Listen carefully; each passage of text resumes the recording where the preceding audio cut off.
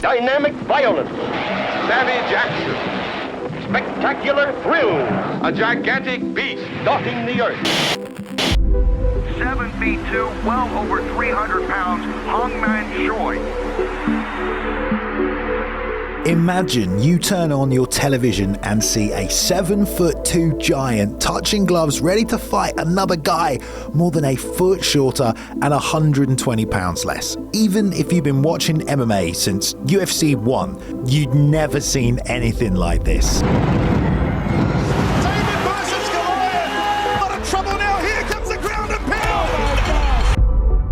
And this is just one fight in a tournament bracket full of unimaginable matchups. Also, keep in mind, this wasn't 1993, this is 2009. GSP, Anderson Silva and BJ Penn are ruling their weight classes in the UFC, where MMA is very much now a sport.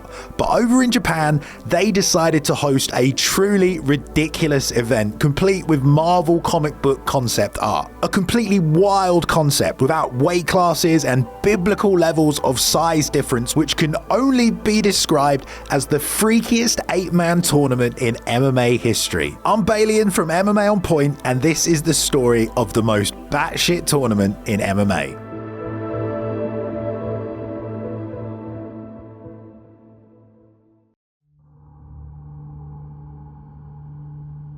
So in 2009, the Japanese MMA scene had become a bit of a shadow of its former self. The beloved organization Pride Fighting Championships had already been sold to the UFC, but out of its ashes, the same promoters had created Dream. Awesome!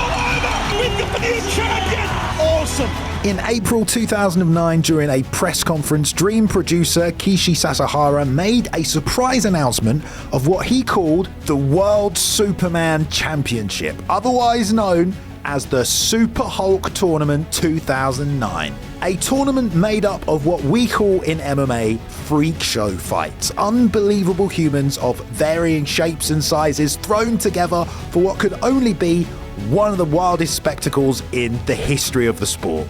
Just which 8 guys were crazy enough to do something like this? Well, let's start with number 1, Mr. Big Bob Sapp. Bob Sapp. Oh, fuck. Come on, son. This new type of human being. He was a 330-pound ex-NFL player and had been fighting in Japan for about 3 years at this point. And although he lacked experience and technique, he was still an absolute force of destruction. I mean, how many guys this big and muscly still maintain a six-pack? And at this point, Bob was a massive star in Japan, was 10-3 in MMA, had only really lost to the best, and he fit right into all the madness. Even bigger than Bob, though, was contestant number 2, Hongman Choy. 7 feet 2, well over 300 pounds, Hongman Choy.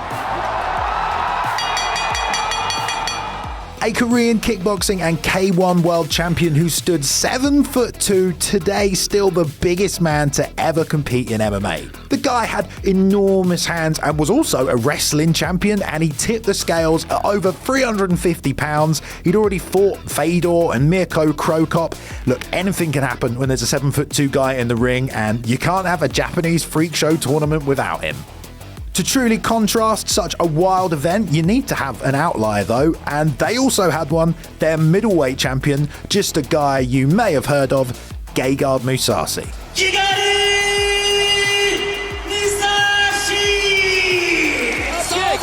It's over! Mousasi's the champ! Just a few months earlier, in one night, he'd submitted Melvin Manhoef and then KO'd Jacare Souza to win the Dream Middleweight Championship. But he wasn't done there. He then told promoters he wanted to go up a weight class, so he vacated the title to do so and accepted a place in the Super Hulk tournament. I mean, that is crazy. One of the best fighters in the world, willing to risk everything just to be in this tournament. But we're not done there. Enter the Super Samoan, Mark Hunt.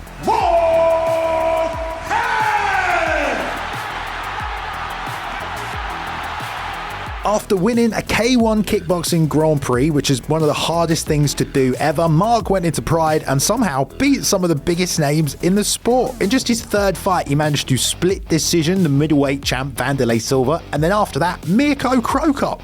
I mean, since then he'd been on a 4-fight losing streak, but that lined him up perfectly to join in Super Hulk as a dark horse who could quite possibly win the whole thing. But there was another insane KO artist who also signed up, the African assassin Soku.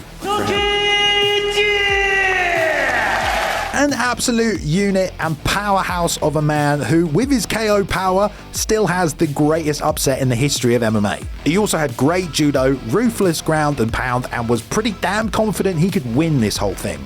He'd just come back from the UFC where he went 1-2, but if there's a way to win back the fan base, it's to take part in the Super Hulk. So that's 5 truly insane fighters right there already, but just when you think things couldn't get any freakier, fighter number 6 wasn't even a fighter. Alright, try a former professional baseball player. Sort of a comic book hero, huge, muscular. Whoa! Wow, did he crush that one? Oh man, was that something to see. Jose Canseco had been one of the famous Bash brothers before being ejected from MLB for a steroid scandal. But in 2008, for some reason, he decided he was going to become a fighter. He claimed to have black belts in Taekwondo and karate and done some celebrity boxing bouts where he got knocked out. But I guess he was a 6-time All-American star athlete and he was willing to take part in the craziest tournament ever. That was good enough. Also, whatever was going to happen, you knew it was going to be funny. Next up was another giant to go along with Choy and Sapp, South African kickboxer Jan Nortier. 6'11", boxing and kickboxing champion, another massive super heavyweight who, when paired with anyone else in this tournament, was gonna create chaos. But there was one final contestant someone considered a true legend in Japanese MMA, Minowa Man.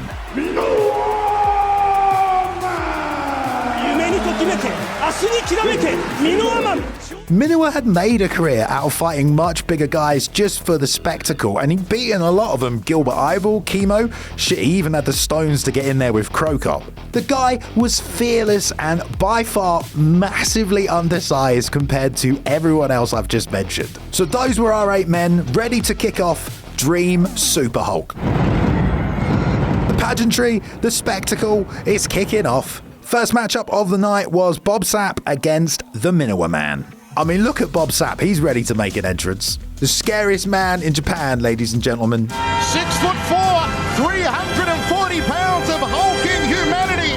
Look, it's no secret that Bob Sapp gets a bit of a bad rep for the later parts of his career where he was kind of giving away fights, but this was before all of that, and at the event media day, he'd seemed really quite focused. I've been training extremely hard that I truly need to become a world champion. The guy was looking massive, especially when compared to Minowa Man, but taking on big dudes is kind of what that guy does for a living.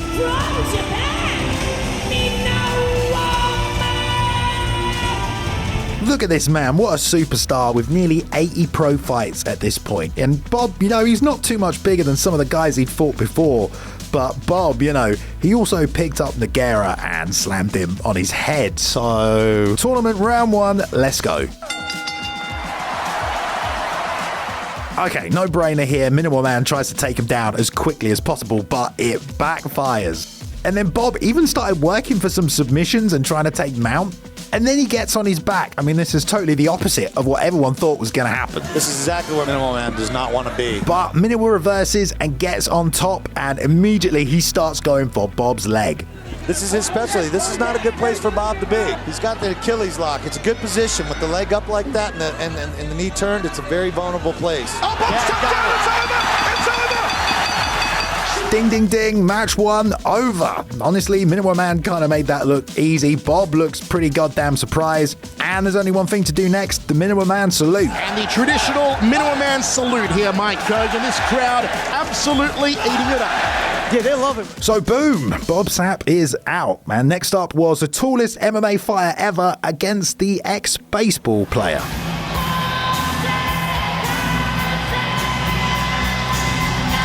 Look, I'm not really sure how Jose found himself in this position, holding a baseball bat, walking out to thousands to fight a multiple martial arts world champion in this, his first MMA fight. But apparently he was getting a big payday. Then out comes Choy, and he's looking so goddamn focused. He's just 1-2 in MMA at this point, but those 2 losses were to the best. I mean, Fedor and Crocop. Okay, now this fight seems kind of obvious, but that's the whole point of this thing. You just don't know what's going to happen. I'm excited. I want to know what happens.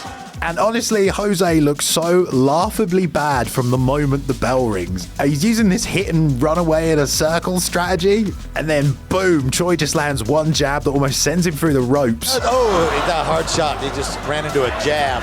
But you know, he still had those black belts in his back pocket. He's got to get away from that crazy stuff there. That's that Taekwondo. It's not going to work. And then, disaster, as he's running away, he stumbles and I think busts his knee.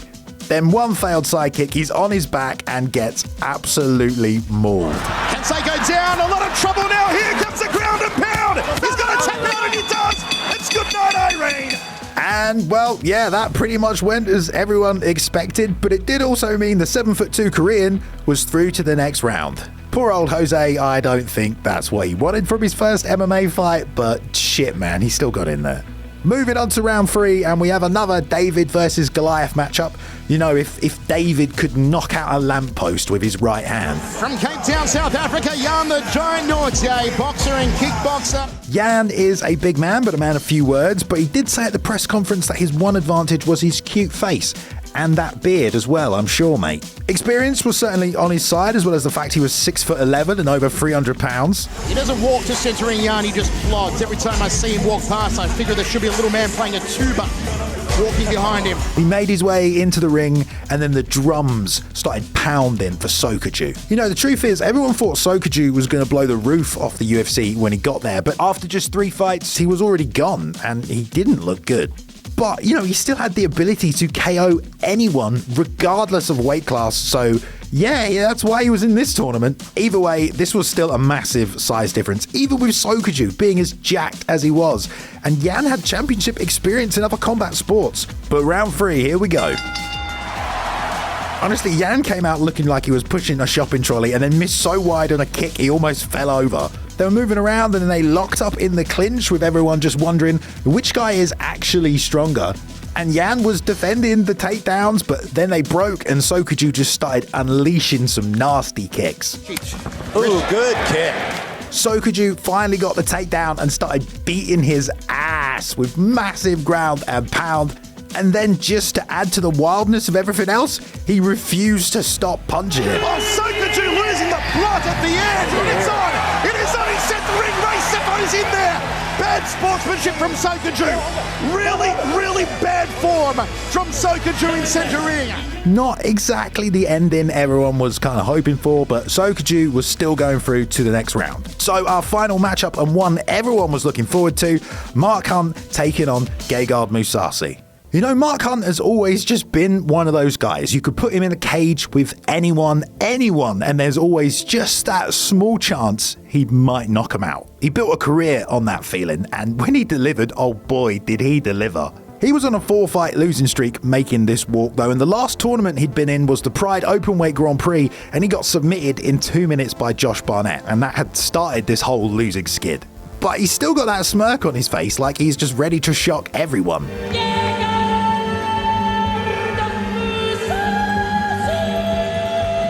And here he comes, Gegard, probably the most relaxed guy in any room. I'm sure his internal dialogue at this point was probably, oh man, I'm going to look so cool when I had the Super Hulk belt next to my championship one. I mean, this guy gotta believe he's going to win this whole thing, right? Definitely a confident guy, but everyone was so excited about this matchup, and it's a bit of a legendary one now as well.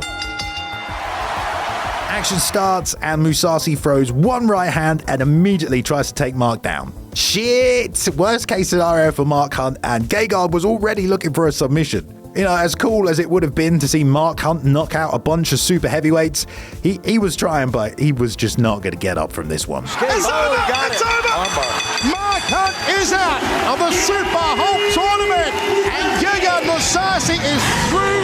Great strength and technique from the Dream, and he secured himself a place in the semi-finals. So that was the end of that one, and also the end of round 1. The tournament, though, threw us another wild card because it turns out Gegard was injured and he was going to have to pull out, which even to this day I am kind of a little sad about. But that did mean Bob Sapp was coming back in the tournament and he was going to be taking on Soju. But that meant first up was Hongman Choy taking on Minowa Man. Now, Minowa Man is used to being outsized, but this is the biggest size difference in MMA history. Seriously, you do not know how big Hongman Choy is until you stand next to him. It is frightening. There were a ton of questions in this one, and who's going to win? Fuck it. Let's find out. Semi-finals, here we go. Now, almost immediately, Minowa Man dives into a forward roll, and you just knew this one was going to be crazy. Choy was trying to corner him and track him down, but he did a good job of staying light on his feet, and in fact, it kind of seemed at first maybe not much was going to happen. And then things got scary pretty quickly. Minowa Man shoots for a single. Choy on top of him. Minowa Man feet on hips. Oh my God. Try and get him. Minowa Man almost locked up the leg. He wanted to go for a trademark heel hooker and knee bar. This thing was just starting to get fun. And it was about this point everyone started to think, Choy's takedown offense is looking pretty good. But Minowa kept throwing punches on the feet, and then he worked so hard to finally finish a takedown. Minowa on top. Minowa Man inside control. But then, just when it looked like it was over, Choy got on top and started blasting Minowa with shots. When round 2 started, I think a lot of people were surprised he had already gone this far, but it turned into an awesome technical fight. Choy defended more takedowns, but then Minowa was able to sit out, get on top, and start doing what he does best, going after the legs. He's locked onto that left leg. Minowa Man's going to try and sub him. He wrapped Choy up and then forced the tap after an awesome contest, and he was going to the final, baby.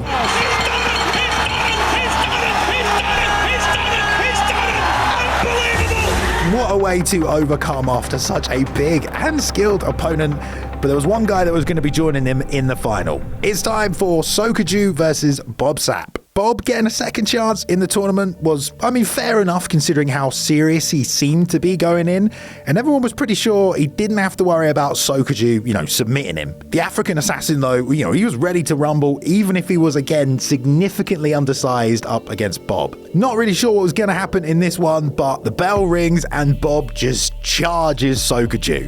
Bob Sapp trying to manhandle it. But the judoka was ready to go toe-to-toe, strength to strength in the clinch. Soju got the trip off though, got him down, and started unloading punishment. And eventually he just had enough. Here come those diesel pistons again. It's all over! Apparently though, again, Soju hadn't, and he wouldn't stop punching him after the bell. This guy wants to win this thing. It was honestly another technical, impressive performance from Soju against a bigger guy, and he totally earned his place in the finals of the tournament. Which meant we were set. Super Hulk, it was coming down to this. Minowa Man versus Soju. We'd seen sloppy baseball players, leg locks being super effective against big guys, and some truly scary ground and pound, but it all came down to this. When Soju makes that walk down that ramp, he looks so focused. At media day, he told people, "It's easy, I'll punch a hole in his head." That's my impression. He was bigger than him, like a lot of Minowa Man's opponents, but in none of the detrimental ways that these giant guys had to deal with. He was just stronger and faster. And then here comes Minowa Man.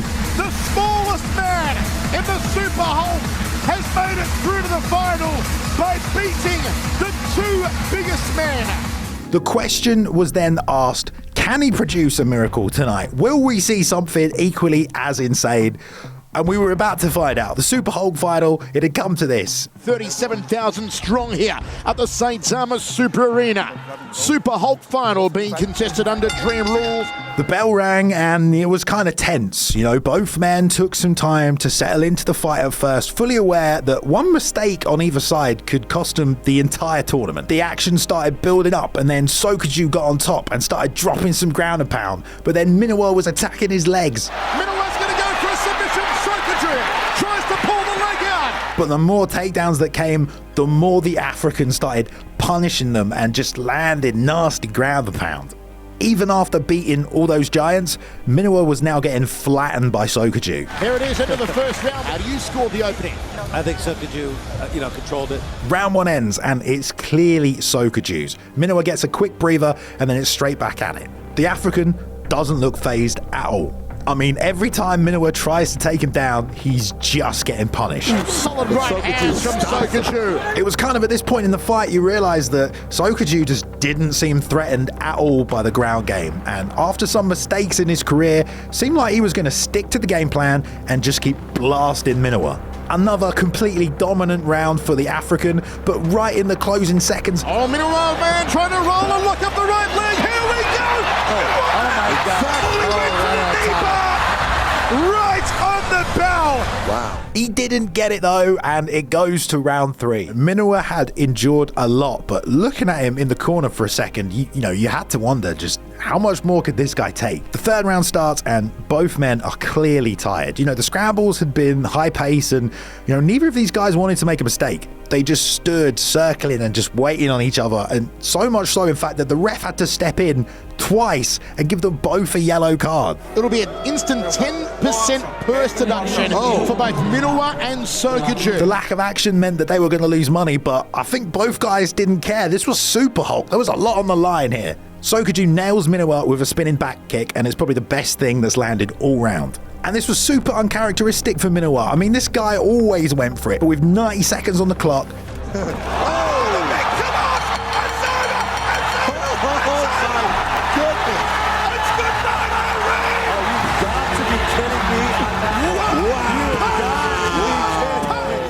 In a flurry of quick punches, Minowa man, the submission guy, against all odds, down and out 2 rounds, had knocked out Soju. Minowa man, the smallest man in the tournament, is the Super Hulk champion.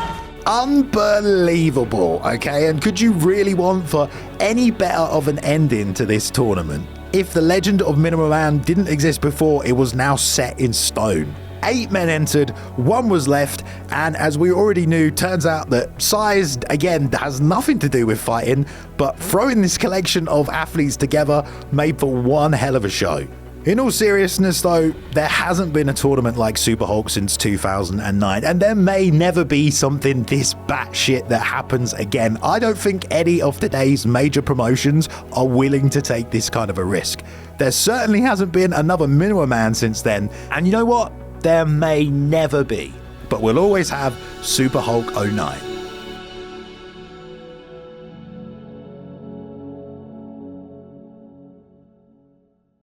Alright guys, I hope you enjoyed that one. Something a bit different today, okay? I like freak show fights, they're fun. The legend of Minowa man cannot be understated, okay? And there's proof right there. If you didn't know about him before, I know he's probably your hero now. Shout out to Max Randall for editing this video, guys. Max worked super hard on this one, okay? This was not an easy one to put together. Check him out at Max Randall, or he's got a YouTube channel, The Combat Arcade. It's good stuff. You can see him there. Right, guys, what did you think? Let me know in the comments down below. Of course, if you enjoyed the video, thumbs up, mate. That's always very, very much appreciated. Thank you. You can subscribe if you want to see more from us. Of course, we have the membership program if you want to join that as well. $2.99, access to all the unedited podcasts, the full versions of that, writers' meetings, other good stuff. But thank you for watching today, guys. I've been Balian. Appreciate ya. All right, I'll see you in the next one. I'm out.